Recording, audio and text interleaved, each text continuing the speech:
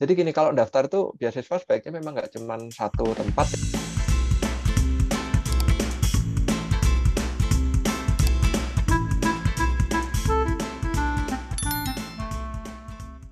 Ya, selamat siang sahabat literasi, salam sehat. Kembali kita diskusi, ngobrol, bincang-bincang dengan teman-teman yang luar biasa yang sudah menyelesaikan, bahkan ada beberapa teman yang sedang menyelesaikan studi mereka di seantero jagat ini.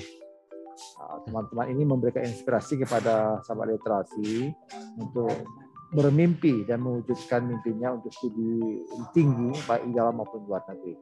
Kali ini kita akan bersama dengan Mas Alex. Beliau seorang akademisi yang luar biasa. Nah, kita sapa saja Mas ya. Langsung kita sapa supaya waktu kita bisa benar-benar efektif. Selamat siang Mas Alex.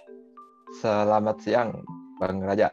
Selamat siang. Selamat apa ya ini ya? Selamat hari apalah nanti. Iya, ini sahabat literasi ya. semuanya ya, yang nonton pagi, sore, siang, malam. Oke. Iya. Sahabat literasi, Mas Alex ini sahabat saya. Ya, beliau seorang yang luar biasa berjuang untuk bisa mendapatkan gelar tinggi ya di dalam pencapaian pendidikannya. Kita coba tanya-tanya ke beliau. Mas Alex, terakhir kami dengar kabar Mas Alex sedang studi. Boleh dong cerita studi di mana, negara apa, dan di kampus apa? Juga untuk prodinya apa, Mas? Oke. Iya. Terima kasih Bang Raja. Jadi nama saya Alex. Ya, saya sekarang posisinya tugas belajar di The University of Kitakyushu itu di Jepang. Di selatan ya, di Pulau Kyushu di Jepang Selatan ya. Pekerjaan saya ngajar di Departemen Teknik Arsitektur dan Perencanaan di Universitas Gadjah Mada di Jogja. Studinya di sini arsitektur juga. Fakultinya masuknya di Faculty of Environmental Engineering. Jadi lebih ke engineering, jadi environmental engineering. Beasiswa saya LPDP, PK 64, jadi saya dapat LPDP di tahun 2016. LPDP itu lembaga pengelola dana pendidikan, gitu ya? Pengelola dana pendidikan, ya. Oke. Dari lembaga pengelola dana pendidikan dari pemerintah Indonesia ya. Jadi beasiswa saya dari pemerintah Indonesia. Saya berangkat di tahun 2017 dan kenapa saya ke sini ya, ke Jepang. Jadi alasan saya ke Jepang, saya kalau dulu saya S1-nya di Indonesia, terus saya S2 di Amerika. Saya S1-nya di tempat saya bekerja sekarang, saya di Arsitektur UGM S1. Terus saya lanjut ke Amerika di The University of North Carolina di Arsitektur, terus saya S3-nya di Jepang. Alasan saya ngambil di sini sebetulnya karena saya tuh suka petualangan, jadi saya suka belajar. Terus saya memang mengambil tempat yang saya rasa saya bisa menikmati belajar dan bisa dapat ilmu yang banyak gitu. Jadi saya ngambilnya di waktu itu di Amerika, terus sekarang di Jepang. Jadi biar pengalamannya dapat. Jadi ngerasain studi di barat, ngerasain studi di timur gitu ya. Wah, luar biasa. Ini kayak hampir sama kayak Dora ini ya, Explorer. Di Explorer ya. Karena saya suka komik sama suka manga. Suka komik ke Amerika, suka manga ke Jepang. Oke. Ya.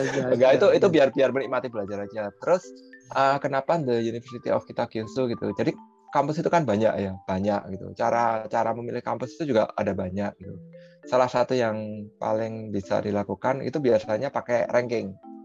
Jadi kalau lihat penyedia, jadi misalnya Times Higher Education, Webometrics atau yang lain sebagainya, itu ada versinya sendiri-sendiri. Tapi biasanya kampus kalau sudah masuk di ranking itu, kampusnya udah bagus. Itu cara paling aksesibel lah.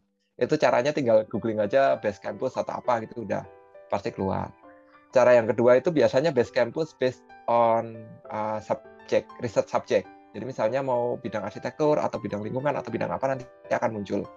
Nah kebetulan kampus saya ini sebetulnya kalau dicari kampus terbaik itu bukan masuk yang terbaik. Kampus saya itu biasa-biasa saja kalau kampusnya dinilai kampusnya. Tapi yang saya pelajari sekarang itu mengenai energi, jadi mengenai bangunan, mengenai arsitektur, tapi fokusnya ke energi. Nah di University of Kitakyushu ini ke energi itu maksudnya gimana Mas? Apakah ini energi bangunan?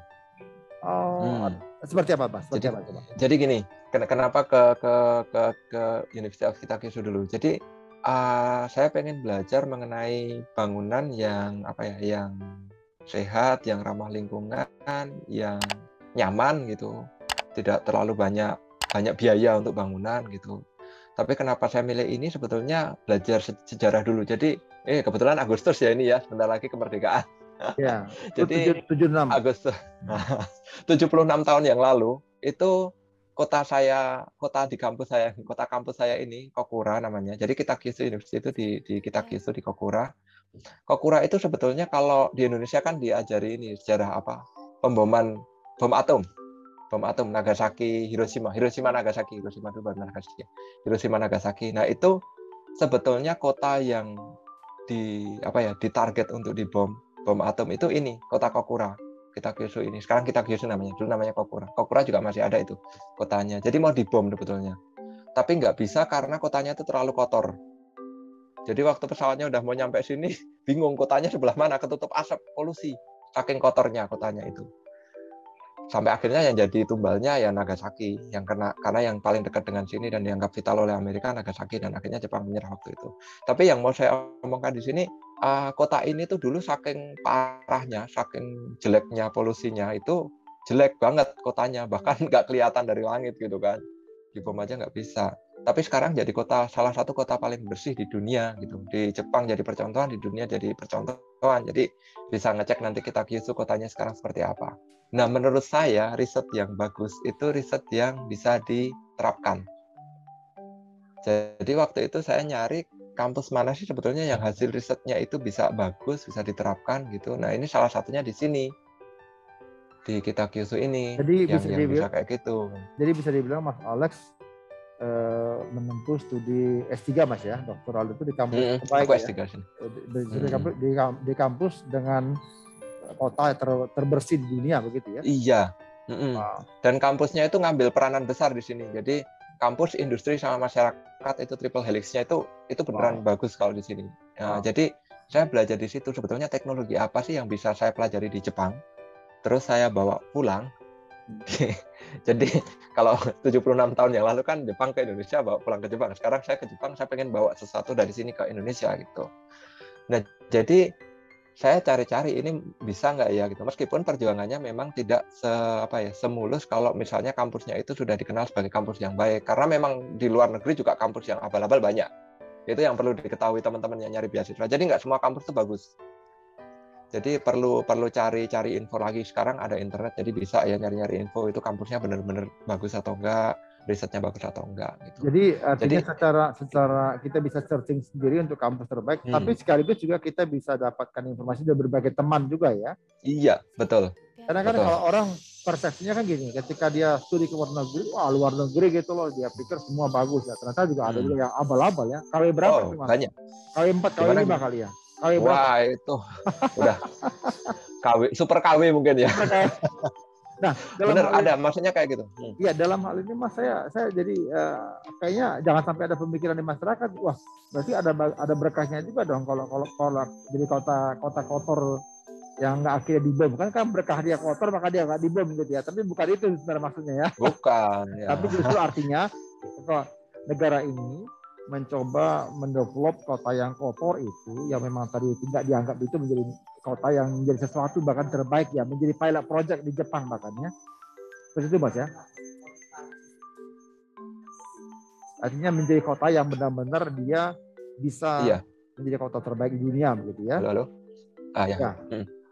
Oke. Ya, padahal kotanya sih tetap kota industri juga gitu. Jadi masih bisa industri tapi green ternyata bisa gitu. Iya. Wow. Jadi itu yang saya pelajari di sini. Ya. Masalah berapa tahun? Nah, kemarin berapa tahun?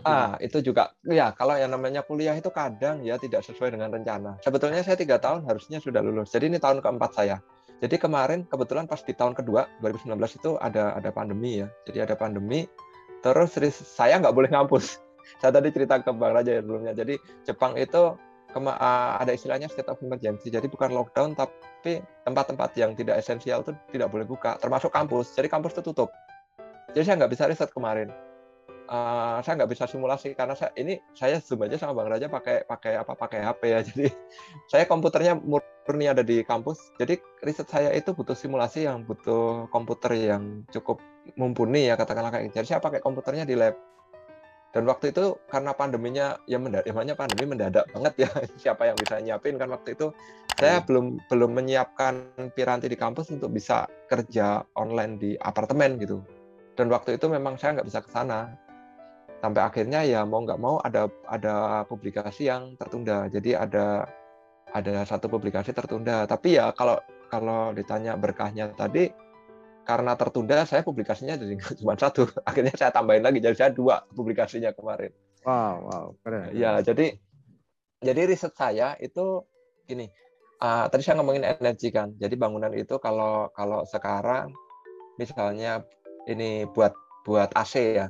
Riset saya di situ. Jadi buat AC kan butuh mendinginkan ruangan gitu. Jadi kemarin ketika saya jalan-jalan sama lab, jadi sama sensei memang diajak jalan, dibiayai juga sama lab. Jadi sama pemerintah Jepang dibiayai gitu untuk jalan. Terus aku lihat apa kayak namanya koshi di Jepang. Jadi modelnya itu kayak garis-garis gitu. Mungkin kalau di bangunan-bangunan tahu ya garis-garis itu. Nah, sebetulnya koshi itu untuk filter visual. Jadi supaya nggak terlihat langsung gitu dalam ruang seperti apa. Tapi aku pikir ini bisa untuk untuk shading, untuk ngurangi beban energi untuk mendinginkan bangunan kalau di Indonesia. Aku pikir kayak gitu kan. Terus aku coba simulasi dan ternyata bisa. Nah, itu aku publikasinya 2 itu. Jadi aku ngitung visible nggak tuh sebetulnya kalau pakai alat kayak gitu itu, dan di Indonesia kan ada banyak yang bisa dipakai untuk shading itu. Nah, publikasiku 2 itu. Ya kalau misalnya researcher tahu lah ini apa namanya jurnal ada istilah Q1, Q2 gitu kan. Aku kemarin ada publish di Q1 di bidang arsitektur dan Q1 di bidang planning. Jadi sebetulnya kampus cuma minta 1 sih publikasinya, tapi karena diperpanjang kemarin, aku masih bisa riset lagi, sama sensei juga dibiayain gitu, di support, ya akhirnya aku publikasi 2 gitu. 1 di Q1 arsitektur, 1 di perencanaan. Temanya sama. Jadi nanti barangnya ini aku makainya sebenarnya alatnya sederhana sih itu cuman aluminium yang biasanya dipakai di angkringan atau di warung-warung itu, list aluminium bentuknya L itu. Nah, itu dipasang di bangunan. Ternyata itu bisa ngurangi energi bangunan banyak banget gitu. Dan bahkan di simulasiku itu dalam waktu 1 tahun udah bisa balik modal. Artinya kalau bangunannya 25 tahun ya 25 tahun itu bisa menikmati keuntungan dari penurunan energi yang digunakan untuk AC gitu. Ya nanti karena ini ada COVID juga, nanti aku udah selesai pulang ke Indonesia mau tak lanjutin supaya bangunan itu bisa lebih sehat, terutama untuk membantu supaya COVID ini tidak seperti sekarang kayak gitu. Karena masalahnya kan COVID karena di ruang tertutup yang kayak gitu kan itu jelek kan. Nah, nanti ini mau saya pakai buat filtering device. Nanti saya lanjutkan di Indonesia risetnya gitu. Cakep. Artinya kalau kita selama ini didengungkan oleh pemerintah kita hemat energi gitu, maka sekarang Mas Alex sudah menemukan satu terobosan bagaimana bahkan gedung pun sudah bisa menghemat energi gitu ya. Ya. Gedung yang notabene juga sangat memerlukan banyak lampu, mungkin banyak AC gitu ya. Wah, luar biasa. Jadi dan ini gampang kok, maksudnya LL shape mini louver yang aluminium profile itu gampang di Indonesia, itu beli di toko bangunan sebelah aja ada gitu, tinggal masang gitu. Jadi semua orang bisa berpartisipasi di sini. Jadi alatnya itu bukan yang pabrikan yang harganya mahal tuh enggak gitu. 1 meternya kalau di Jogja itu cuma 4 ribuan gitu kan, 4 ribu rupiah. Maaf ya, bukan mengecilkan arti uang. Iya. Tapi katakanlah kalau setahun simulasiku di Jakarta. Jadi aku idenya ngambil dari sini karena itu bagian bangunan di Jepang kan yang garis-garis itu. Di Indonesia nggak punya, ada yang mirip-mirip tapi beda fungsi kan dengan yang di sini gitu. Jadi aku ngambil ide dari sini, terus tak coba simulasi di Jepang, ternyata bagus. Itu di simulasi bangunanku yang ukurannya 3 kali 3 meter itu bisa hemat 200-300 ribu setahun gitu kan. Wow. Nah, jadi lumayan lah kalau cuma 3 kali 3 aja bisa hemat 200 ribu katakanlah gitu. Lah kalau rumahnya ukurannya 6 kali 6 bisa hemat berapa ratus ribu itu setahun kan. Dan kalau diterapkan pada banyak rumah di Indonesia gitu ya. Wow. Oh iya, efeknya akan lebih besar lagi karena ini sederhana gitu. Oke, menarik Mas. Itu risetku itu sebenarnya. Siap. Nah, kira-kira Mas dalam penulisan riset itu kan tentu ada dong perjuangan yang Mas Alex sudah lakukan. Apa nih Mas suka dukanya Mas? Kalau suka, kalau dukanya tuh ya cuman ya karena aku di sini, contohnya sekarang ini aku di dapur gitu kan, kamarku juga kecil, aku pakai yang tipe studio gitu, aku punya 2 anak, punya istri gitu kan, 2 anak 1 istri, jangan kebalik. Iya, Jadi jangan aku terbalik di ya. studio. Jadi di studio, jadi memang kehidupannya katakanlah survival mode lah, mode untuk bertahan hidup saja, jadi nggak yang mewah-mewah gitu, tapi menurutku sih masih nggak masalah kalau aku, jadi itu, tapi masih bisa juga hemat di sini, nanti bisa tetap jalan-jalan gitu juga ada. Terus sekarang summer nih, baru panas banget, panas ini sekarang, jadi kalau di Indonesia itu biasanya ya setiap tahun ya gitu-gitu panas, tapi ya nggak bakal dingin banget, nggak bakal panas banget. Ya di sini masih ada salju, itu dingin banget. Kalau pas panas ya panas banget gitu kan. Jadi yang ngalami kayak gitu. Terus kayak apa ya, makanan mungkin kalau ada yang nggak cocok, tapi kalau aku semuanya sih dimakan. Asal nggak makan teman sama sahabat aja nggak apa-apa. Tapi itu Iya. kadang ada masalah di situ, tapi bisa lah disesuaikan. Terus ya pandemi itu kemarin kan juga masalah ya. Jadi ya kadang itu nggak diduga sih pandemi kemarin itu, beneran tahu-tahu tiba-tiba kayak gitu kan, risetnya jadi harus berhenti, harus kontak sana sini, aku harus ke LPDP juga, tapi LPDP bagus sih kemarin cepet, jadi ketika harus perpanjangan studi gimana, aku harus bilang ke kantor perpanjangan tugas belajar, itu ribet kayak gitu, itu memang, dan itu bisa jadi stressful, tapi ya nggak apa-apa lah kalau menurutku. Terus kangen rumah gitu, kalau orangnya nggak biasa pergi juga bisa jadi kangen rumah. Tapi banyak hal yang bisa dilakukan sini. Jalan-jalan, olahraga. Aku suka lari ya sekarang. Jadi lari gitu, gambar atau main ke taman gitu aja udah. Kalau aku sih udah cukup fresh dengerin musik, lihat Maksudnya lagu-lagu. lari ini Mas, olahraga ya, bukan lari dari Wah, kenyataan ya. iya sebetulnya lari lari olahraga. Jadi ya Oke. olahraga itu mood booster sih, booster bagiku, Iya, mood iya, booster iya. banget. Jadi Tapi banyak kalau itu. sempat itu nggak, sempat jalan-jalan nggak nih wisata gitu? Oh iya, menurutku wajib sih. Jadi gini, kalau rekan-rekan studi tidak di kotanya sendiri, menurutku harus jalan-jalan. Itu bukan hanya, itu harus itu menurutku. Karena gini, yang namanya belajar itu bukan terbatas pada sekolah. Justru kadang di luar itu kita dapat sesuatu yang berguna. Bisa jadi buat akademis, bisa jadi buat non akademis. Contohnya ini tadi risetku tadi Koshi itu. Aku jalan-jalan ke Yamaguchi itu blusuan itu Bang. Itu summer tuh panas blusuan, tapi sensei memang suka kayak gitu ya. Dia lihat ini bangunan tradisional Jepang kayak gini gitu kan. Sampai akhirnya aku bisa, oh ini bisa tak ambil nih, bisa tak bawa ke Indonesia nih gitu kan. Itu karena jalan-jalan. Ya kalau aku cuman di sini ke kampus doang, bisa jadi aku belum publish sama sekali gitu kan, malah bingung kan gitu. Tapi jalan-jalan tuh bisa lihat kayak gitu. Terus aku cerita tadi masalah pengelolaan sampah. Itu bukan risetku, jadi aku nggak riset mengenai sampah. Tapi di sini, tinggal di sini, aku lihat sampahnya, polusinya gimana sih sini, kok bisa tertib kayak gitu. Aku mengunjungi pabrik pengelolaan sampah, jadi incinerator plant gitu. Aku ke sana, terus sama anak-anak juga kadang jalan-jalan ke ini, naik kereta kan, gimana keretanya Jepang itu tertib, bahkan yang lokal aja tertib, apalagi yang Shinkansen yang kayak gitu kan. Jadi belajar kayak gitulah. Jadi itu nggak melulu di luar negeri kalau menurutku. Katakanlah kalau kayak aku ke Jakarta aja, aku orang Jogja. Ketika ke Jakarta kan, Jakarta ternyata ada macet kayak gini. Itu sesuatu apa ya, pengalaman yang menurutku bisa dibagi, dan aku belajar banyak dari situ gitu loh. Ngelola emosi loh. Dibel-bel sama orang dari belakang, lampunya masih merah ya kayak gitu. Ya model-model kayak gitu kadang nyebelin, tapi kalau aku sih percaya mesti ada gunanya lah kayak gitu. Ya sudahlah, diterima aja kadang kayak gitu itu. Tapi kalau jalan-jalan wajib itu. Menarik ya. Tapi Ya. masalah saya pernah ya dengar satu profesor saya bilang begini, orang Indonesia itu kalau dia ke Singapura itu bahkan ketika makan permen itu masuk kantong gitu, di saku itu bungkusnya gitu. Tapi yang celaka adalah ketika dia pulang ke Indonesia dia kembali lagi ke habit lama gitu loh ya, ke habit lama gitu. Kadang-kadang kita bingung juga nih sebenarnya apa sih kok malah lebih bisa menghargai negara lain. Putus Bang. Iya, maksud saya gini. Iya.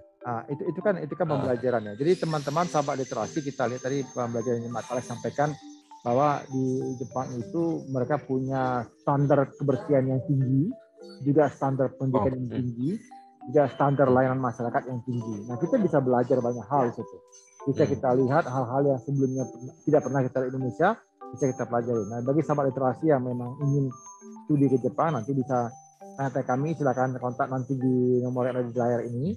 Nah, kita coba tanyakan lagi Mas Alex. Nah, Mas Alex, satu hal lagi nih, ketika Mas Alex di sana kan tentu tadi ada suka duka gitu ya. Nah, banyak juga orang Indonesia Mas ya, studi di Jepang ya, sama di banyak. Kita Kyushu banyak Mas ya. Banyak banget kalau di Jepang.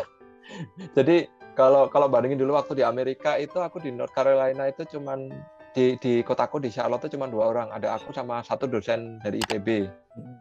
Tapi kalau di kita Kyushu ini meskipun dibilang masih sedikit sih di sini, tapi adalah 30-an ya sekarang. Masih ada yang baru. Ini 20 karena pada ketahan ini kan belum bisa masuk, tapi memang nggak bisa masuk, 30-an tuh ada. Tapi kalau Jepang rame. Mau di mana-mana rame orang Indonesia. Ya, menarik ya. Jadi kita bisa belajar, nanti bisa tanya-tanya juga. Selain kita browsing, cari tahu, kita bisa tanya-tanya ke teman-teman yang sudah pernah atau sedang studi sana. Nah, Mas Alex, sebagai penutup nih Mas, apa ini pesannya Mas Alex buat teman-teman sahabat literasi yang ingin mengikuti langkahnya Mas Alex studi ke Jepang? Monggo Mas. Ya, kalau buat sahabat literasi semuanya ini aja. Aku ngutip kata-katanya Yoda di Star Wars itu, do or do not, there is no try. Jadi lakuin aja gitu. Katakanlah agak-agak nekat ya nggak apa-apa lah. Pokoknya jangan. Jadi gini, kalau mau nyari alasan itu pasti dapat. Excuse itu pasti dapat, tapi nyari reasons itu juga pasti dapat. Jadi tergantung mau ngambil yang mana gitu. Kalau aku sih lakuin aja gitu. Itu aja udah. Jadi artinya setiap teman-teman yang ingin studi ke sana coba aja gitu ya, lakukan. Iya, lakuin aja gitu. Jangan takut ya Mas ya. Nggak usah khawatir. Iya. Jadi gini, kalau ngomongin keterbatasan ya, kalau Baraja tahu, Baraja udah kenal aku. Aku tuh masa kecil nggak ada listrik. Bukan karena aku tinggal di pedalaman. Rumahku itu hampir di pusat kota Jogja. Jadi kalau Jogja tahu keraton, aku di sedikit di luar itu gitu. Jadi secara ekonomi, keterbatasan ekonomi itu juga ada di aku gitu. Yaitu aku kecilnya listrik aja nggak punya. Tapi kalau misalnya aku maunya kayak gitu terus ya nggak bisa gitu. Tapi untung orang tua saya itu kalau sama saya mereka support terus gitu. Jadi meskipun nggak punya duit, tapi mereka support pendidikan sedapat mungkin, dan aku juga berusaha sebisa mungkin untuk dapat beasiswa.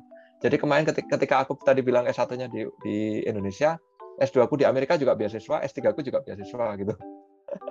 Jadi memang nyari beasiswa kalau memang nggak mungkin kan secara ekonomi nggak apa-apa, nggak usah khawatir, cari aja beasiswa. Yang penting niat dulu itu udah penting banget itu. Jangan malu gitu. Ya, bahkan harusnya bangga dong kalau beasiswa ya. Iya. Oh, iyalah. Iya dong. Sahabat literasi lihat ya bagaimana kemudian Mas Alex itu S2-nya di Amerika. Kalau nggak salah sebelum ke Jepang Mas Alex tembaknya itu bukan ke Jepang ya. S3-nya ya. Ke Eropa apa ke Australia Mas? Jadi dulu sebetulnya sebelum ke Jepang aku niatnya ke Australia. Jadi ke Australia. Jadi aku udah dapat LOE juga dari sana, cuman jadi gini, memang ada satu dan lain hal ya, ada masalah gitu kadang kalau nyari sekolah gitu.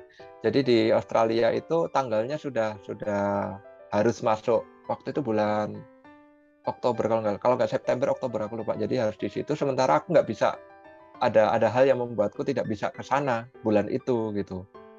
Jadi aku mau nawar ke mereka supaya dipospon 1 tahun, ternyata nggak bisa gitu. Akhirnya aku nyari kampus yang lain gitu. Tapi ya sambil nyari-nyari gitu, aku dapat kampus yang sesuai yang aku inginkan gitu. Sama aku juga dengan yang Australia, dengan calon promotorku waktu itu juga tetap menjalin hubungan sampai sekarang gitu. Jadi tetap kontak-kontakan, karena aku nggak bisa ke sana juga. Menurutku itu penting menjaga hubungan gitu. Jadi jangan kita mau daftar ke sekolah A udah diterima kan. Jadi gini, kalau daftar itu beasiswa sebaiknya memang nggak cuma satu tempat ya, karena bisa jadi nggak diterima. Kemungkinan tidak diterima itu ada. Jadi daftar di beberapa tempat menurutku nggak apa-apa. Tapi kalau misalnya udah menentukan satu tempat ya sama yang udah didaftarin tadi, kalau udah diterima ya tetap bilang kalau saya nggak bisa lanjut di sini karena ini, mohon maaf, menjaga hubungan yang dengan baik itu menurut saya penting. Karena nanti kalau riset ya ketemunya orang-orang itu aja kok. Maksudnya kalau level internasional itu expert di bidang energi building gitu, nanti ketemunya ya itu aja orang-orangnya gitu kan. Nanti ada orang baru ya kita udah saling kenal, jadi menjaga hubungan supaya tetap baik lah gitu. Jadi misalnya nggak jadi kuliah di sana, menurutku sih nggak apa-apa, itu fair aja gitu, tapi dibicarakan baik-baik gitulah. Ya artinya memang kita tetap juga mengembang atau mengekspos ya Indonesia punya culture ya, sopan santun gitu ya.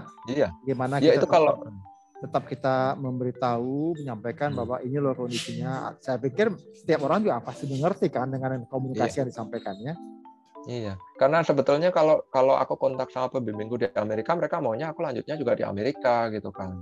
Mereka maunya ke sana, udah mau ngasih rekomendasi, tapi ya ada banyak pertimbangan lah kalau kuliah itu. Jadi kalau di Amerika masa studinya lebih lama, biaya hidup lebih mahal, ya banyak lah gitu, banyak pertimbangan. Nggak cuman melulu masalah studinya. Kalau studinya sih nggak ada masalah mau dimanapun juga, tapi pertimbangan-pertimbangan yang non akademis itu juga masuk. Jadi waktu itu aku juga bilang sama pembimbingku di Amerika, mohon maaf, aku jadi ini lanjut S3 tapi nggak di Amerika, aku lanjut ke Jepang. Dan biasanya kalau udah bicara kayak gitu, kalau orang Jawa ya orang Indonesia gitu bilangnya mohon doa restunya supaya lancar gitu, juga dia bilang Bismillah, aku bilang kayak gitu juga oke lah, semoga kamu lancar di sana ya, dia tetap kontak kayak gitu. Jadi menurutku itu penting juga. Jadi sahabat literasi, Mas Alex tadi bilang bahwa beliau mempertimbangkan apakah ke Amerika atau ke Jepang. Tadi kan beliau bilang bahwa kalau ke Amerika itu kan biayanya besar. Karena gini, saya mau sampaikan dulu nih, terbang sedikit. Mas Alex sudah menikah, jadi itu juga pertimbangan gitu ya. Kalau belum itu mah diterabas saja gitu pasti itu. Nah karena udah menikah, udah punya anak juga, maka pertimbangan ke situ juga dilakukan gitu. Nah maka ini juga ke Jepang juga bukan satu hal yang mudah. Bayangkan pindah dari kota Jogja ke Jepang itu juga something gitu, sesuatu yang berat juga gitu ya. Apalagi anak masih kecil-kecil Mas ya, itu harus belajar juga budaya di sana, iklim juga kan berbeda sama Indonesia. Di sana ada musim salju, kita musim panas, musim hujan gitu kan. Ya gitu. Jadi ini hal menarik Mas. Jadi sahabat literasi, mari silakan bertanya kepada kami, kirimkan pesan Anda ke nomor yang ada di layar ini. Anda silakan tanya apa saja, kita akan membantu memberikan informasi bisa yang kami sampaikan dari berbagai rekan-rekan yang sudah menyampaikan materi-materi sini. Jadi terima kasih Mas Alex untuk waktunya. Ini satu hal yang penting buat teman-teman. Kayak tadi kita pagi sudah menyapa teman kita dari Belanda, dari Rotterdam. Lalu kemudian tadi siang kita ke teman di UK, di Inggris, dan sekarang kita ke Jepang. Ini terbang dulu kita. Di tengah-tengah pandemi, di tengah-tengah pandemi kita bisa terbang ya melalui Zoom. Oke teman-teman. Sahabat literasi, terima kasih untuk waktunya. Terima kasih Mas Alex, terima kasih sahabat literasi. Terima kasih sahabat literasi. Saya Raja Rapi Tepulu, pamit dulu.